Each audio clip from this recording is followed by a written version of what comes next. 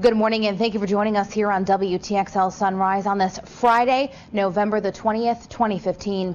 I'm Kelly Bartoli, broadcasting live from our WTXL downtown studios in Clayman Plaza. Topping our news this morning, it has been 1 year since shots rang out on the campus of Florida State University. Just after midnight on November 20th, 2014, FSU alum Myron May went to the Strozier Library and opened fire, injuring 3 people. The gunman was killed by responding officers. Investigators later discovered that May claimed to be a victim of gang stalking. In a pre-recorded video, May says the shooting was a way to end his life as a, quote, targeted individual. Now, as those 911 calls came in that night, the Consolidated Dispatch Agency was working frantically to gather information, helping to get officers on the scene in just minutes. I have the story now of a dispatcher who was on duty as she remembers their response.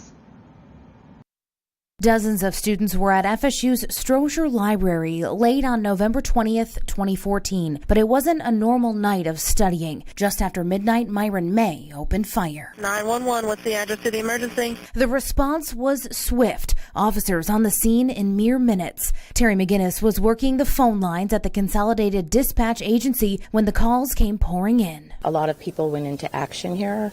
It was systematic. It was very calm and very consistent. McGinnis remembers the chaos she helped calm as students and many of their parents were all calling in at the same time. The young lady that I had on the line had 50 people with her in a hallway.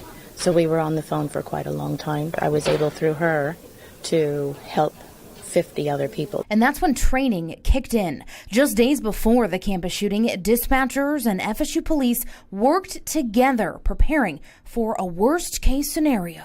You have to gather information, location of the suspect. Somebody just got shot right in front of Strozier. Is there a description of the suspect? There was a black male. He had on a Scully. The layout of the building. He stopped and started walking. I went down the steps. They're looking for someone to support them and to keep them calm so they can make clear decisions. 1 year later, McGinnis is proud of how she and her coworkers handled that night. I don't think there's anyone that comes to work without their heart and soul in their position. They're here to do a job and to perform it at the highest level they can. Helping us all to become FSU strong. We have Rattlers, we have Seminoles, we have people that are on both ends of the spectrum and everything in between.